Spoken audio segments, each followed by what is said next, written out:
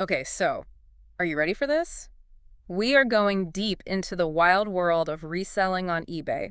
Mm. And we found this really cool YouTube video by a guy named Minnesota Joe. Oh, yeah, I've seen him. Oh, you have? Yeah, he's great. So he kind of breaks down all of his weekly eBay sales, and it's fascinating. It is. Now, we like to make sure our listeners get that quick knowledge, lots of different perspectives, and Yeah. hopefully a few aha moments along the way, right? Without Yeah. getting too bogged down. Sure. So we're going to dissect what Joe's doing and see if we can pull out those impactful strategies. Yeah.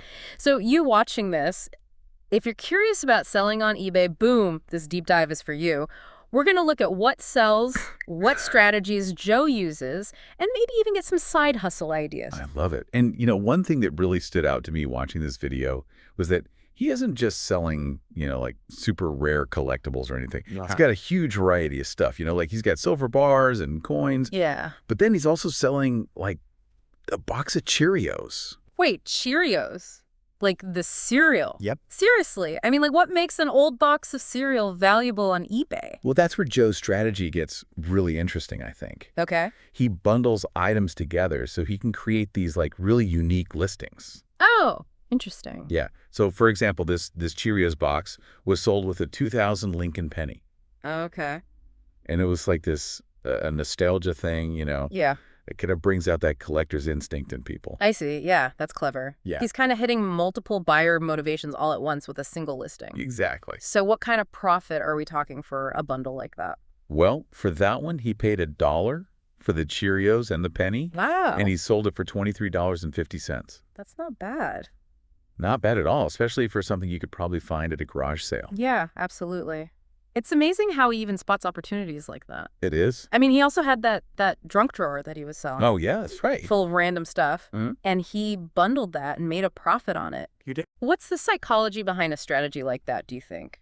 Well, I think it kind of plays on, like, the element of surprise, like the thrill of the hunt. Yeah. People are naturally curious. Sure. And when you have like a mystery box kind of thing, it really taps into that. Oh, I see. People think that bundled items have more value than if they were separate. Even if it's just ordinary stuff. Yeah, exactly. So he's creating this little treasure hunt for buyers, Yeah, and that perceived value drives up the bids. exactly. Yeah, I'm really starting to see how this bundling thing could be really powerful. It is.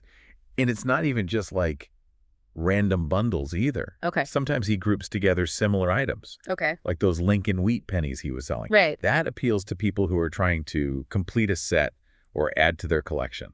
So he's got different bundling approaches for different kinds of buyers. Exactly. Seems like there's a lot of thought that goes into this. There is. Now, let's talk about those Indian head scents. He was selling those, and he mentioned that he bought those for like 50 cents each. Wow. And he's selling them for $30 to $60 a piece. Huge profit margin. I mean, massive. What's the secret to valuing old coins? Is there some like formula or something?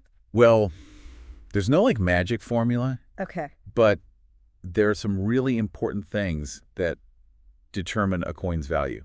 Like what? The condition of the coin, Yeah. how rare it is, Uh-huh. the year it was minted, Okay. and the mint mark. Interesting. So where can people go to like learn more about these things? Well, you can check out the Red Book Price Guide. Okay. That's a really good resource. And there are also online coin forums Oh, yeah, I bet. where you can, talk to other collectors Uh-huh. and, get their take on things. Right. But it probably takes a lot of time and experience to really get good at this. It does, yeah. You have to develop an eye for it. Okay. So it sounds like Joe's knowledge about coins is a big part of why he's so successful. Yeah, He can spot the undervalued stuff that other people might miss. exactly. But he also talked about some items that he didn't make that much money on, like those Royal Canadian Mint $20 coins. Yeah. Sometimes those things happen. Why do you think that is? I think it's a good example of how just because something seems valuable Right. doesn't necessarily mean it's in high demand. Among collectors, Right. market trends are changing all the time. Sure. It's really important to stay informed. Yeah. You need to know what types of items are hot and what's not selling. Yeah, so you can't just find any rare item. Right. You got to find something that people actually want right now. Exactly. That makes sense. So what are some of the things that people who are new to reselling can do to, learn about these market trends? Well, eBay itself is a great resource. Okay. You can look at recently sold listings, Mm-hmm. and that will give you an idea of what's selling Right. and for how much. Yeah. Yeah, that makes Yeah. sense. And you can also check out online forums that are, for specific niches. Oh, cool. Yeah. And don't forget about just doing a Google search. Yeah. You can find a lot of information that way. So research is key. Yes. This is starting to feel less like, just luck and more like a skill Yeah. that you can develop, which is cool. Definitely. Let's talk about how Joe approaches precious metals. Okay. He was selling some silver rounds, those Scottsdale Mint Omnia bars. Can you explain those to our listeners? Sure. So Scottsdale Mint is a private mint, Okay. and they make all kinds of silver bullion products. Mm-hmm. And those Omnia bars are really cool because they're designed to be broken apart Oh, really? into smaller segments. Yeah. Wow. So it gives buyers more flexibility. Makes sense. He was also selling a 100-gram silver bar, Okay. which tells me he's not just focused on coins, Right. he's also branching out into just precious metals in general. Yeah. It's interesting that he's diversifying what he sells. He mentioned that he sold a 1908D gold Indian head coin Yeah. for, get this, $1,900. Oh, wow. That's a lot of money. That's a nice chunk of change. It is. And that's where the potential for high returns comes in, right? Yeah. I mean, there are risks involved Sure. in any kind of reselling. Of course. But the profit margins on some of these items, yeah. like rare coins or precious metals, it can be huge. Yeah. But clearly it's not all sunshine and rainbows, It's not. He's pretty upfront about his missteps. He is. Even the times he's lost money on an item. Which is really refreshing, honestly. Yeah. It's good to see that kind of transparency. Yeah. It makes his success feel more attainable, Yeah, right. Like he makes mistakes too. Yeah, exactly. But he's still making a profit. Exactly. It also builds a lot of trust with his viewers, I think. I agree. He's not pretending to be some kind of eBay guru or anything. Right. He's just a regular guy Yeah. who's kind of figured out a system that works for him. Yeah. And that system definitely involves a lot of, trial and error. It does, yeah. He's always testing new strategies, Yeah. analyzing his results, making adjustments. Yeah, it's a process. So it's a reminder that reselling, like any business really, Yeah. requires constant learning. Right. You gotta adapt. You can't just set it and forget it. Absolutely not. You gotta stay on top of what's trending in the market, experiment with new approaches, and learn from your mistakes. Exactly. And you know what? Joe's willingness to share all those lessons with his viewers is what makes him such a good resource, I think. It does. He's giving back to the community. Yeah, he even said that he's open to, showing people the coins he's got listed. Yeah, that's cool. And the auctions he's keeping an eye on. I like that. It's a great way to kind of get people interested and create a network of buyers and sellers Absolutely. who can all learn from each other. Yeah, it's a community. He's building more than a YouTube channel, really. Yeah, he is. He's creating a community. It really makes you think about, the potential of these online platforms, Right.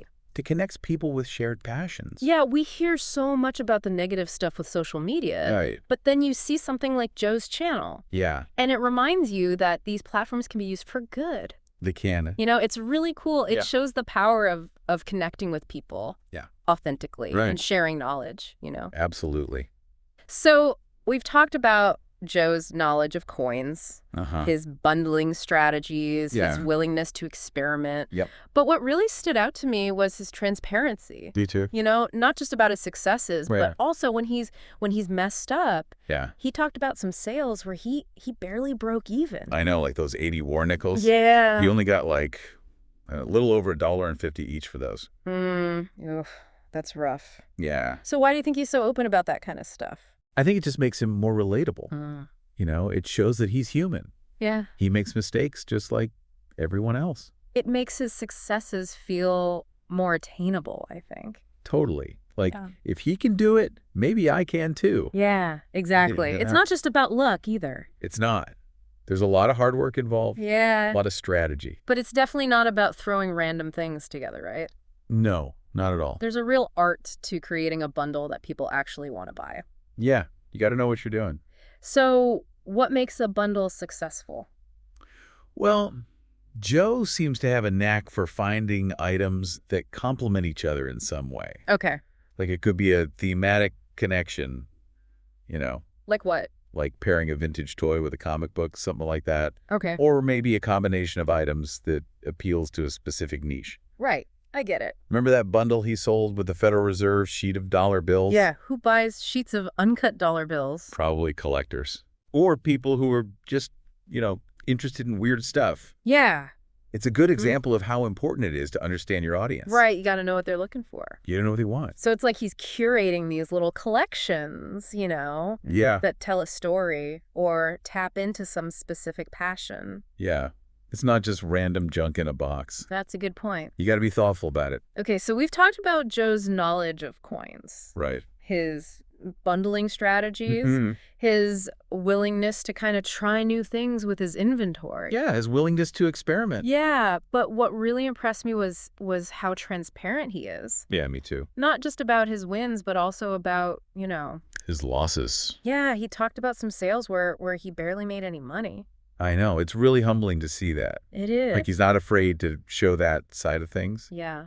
What can we learn from those experiences, do you think? Well, I think the biggest takeaway is that even experienced resellers make mistakes. That's true. It's important to be realistic about the risks. Uh-huh. Sometimes you might misjudge the value of something Yeah. or the demand for it, Yeah. and that can lead to a loss. Okay, so we're seeing a pattern here. Yeah. Knowledge, research, Mhm. and a little bit of risk tolerance Definitely. seem to be the key ingredients in Joe's success, wouldn't you say? I would agree with that. But let's go back to this bundling strategy for a second. Okay. What makes a bundle truly successful? It's definitely not about just throwing random things together. Right. There's an art to it. Yeah. You have to know how to create something that will spark people's interest Right. and make them want to bid on it. Yeah. It's about creating value. And understanding your audience. Exactly. It is, yeah. It's like he's curating these little collections Right. that tell a story Uh-huh. or, really hone in on a specific passion. Exactly. It's not like just throwing a bunch of random junk in a box and calling it a mystery bundle. Right. Yeah, that's a good point. it takes thought. Okay, so we've talked about Joe's knowledge about coins, his bundling strategies, and how he's willing to experiment with all kinds of inventory. Yeah. But what really struck me was his transparency. Yeah, me too. Not just about, the times he's making bank, Yeah. but also when he loses money. Yeah, like he was talking about those 80 war nickels. Oh, yeah. He barely made anything on those. Yeah, he said he sold them for, just over $1.50 each. Yeah, rough. Oof, it's gonna hurt. It does, but, it's just refreshing to see someone be so honest about it, Yeah. It He's not afraid to show that side of things. makes it feel like his success is more attainable. Right, he makes mistakes, too. Yeah, exactly. But he's still making a profit. It also builds a lot of trust with his viewers, I Yeah. think, Yeah. when he's that transparent. It shows that he's not, trying to act like some eBay guru with all the answers. Right. He's just a regular guy who's kind of, figured out a system. That works for him Yeah, through a lot of trial and error. right, exactly. He's always testing out new strategies, Yeah. analyzing his results, making adjustments. It's a process. And that's a good reminder that reselling, like any business, Yeah. takes work. Mhm. You can't just set it and forget it. Nope. You got to stay on top of the market trends, Right. experiment with new approaches, and Right. learn from your mistakes. You got to be willing to learn. And that's what makes Joe so valuable. Totally. Because he shares all of those lessons with his viewers. He's giving back. Yeah, it's awesome. He even said he was thinking about showing people the coins he's got listed Oh, that's cool. and the auctions he's watching. Wow. That's a great way to build a community. Right. Yeah. It's a great way to kind of create this network of buyers and sellers who can all help each other out.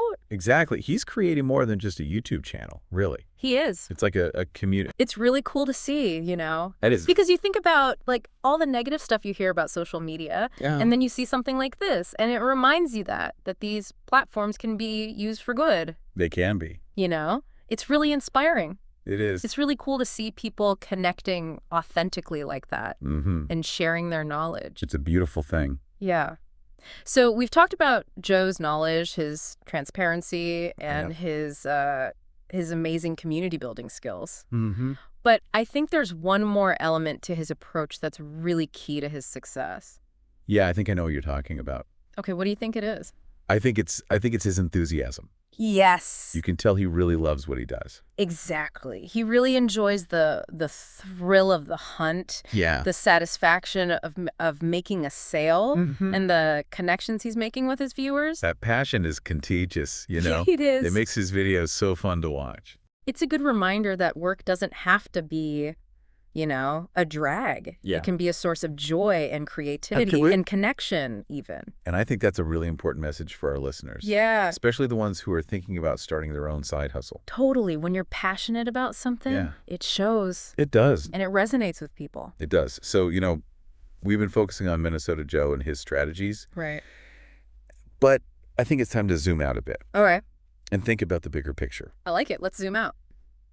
What can Joe's success tell us about the future of online marketplaces? That's a good question.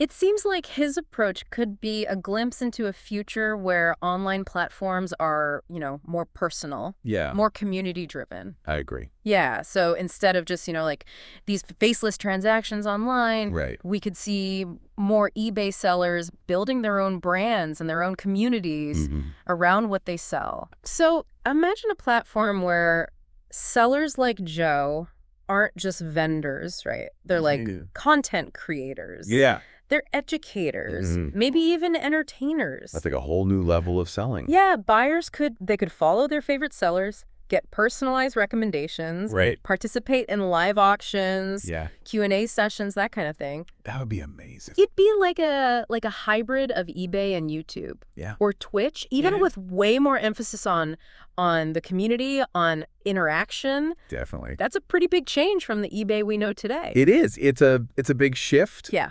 But I think it reflects a trend we're seeing across a lot of different industries, actually. Oh, really? Yeah, people want more personalized and engaging experiences. That's true. I mean, we see it with those niche subscription boxes. Yeah. Like personalized recommendations on Netflix or Spotify. Mm. Even those virtual events that have gotten so popular. All right, the online communities, all that stuff. Yeah. People they crave connection. Yeah. Even when it's online. And if you can combine that human touch with the reach of an online marketplace, Yeah. that's a recipe for success, right? For sure. Think about all the benefits for sellers. They could build a loyal following, Mhm. charge more for their stuff, Yeah. get more consistent sales Right, they wouldn't have to rely so much on eBay's algorithms. to get seen. Exactly. Gives them more control. Yeah.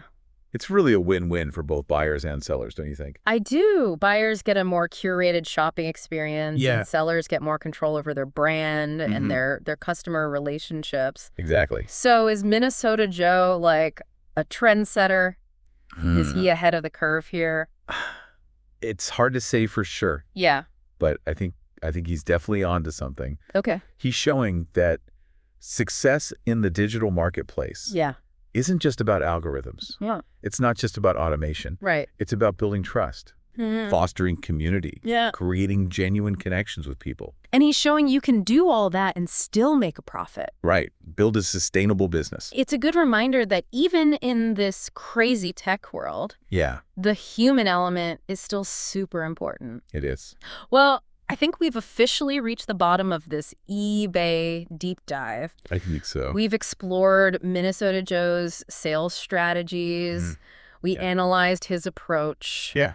I think we even pondered the future of online marketplaces a little bit. We did. That was fun. I hope our listeners out there learned a thing or two about the world of eBay reselling. Yeah, whether you're a seasoned seller or just curious about it, or maybe just someone who loves a good treasure hunt, Absolutely. What really stood out to me was Joe's generosity in sharing his knowledge. Yeah, I mean, And his desire to help other people succeed.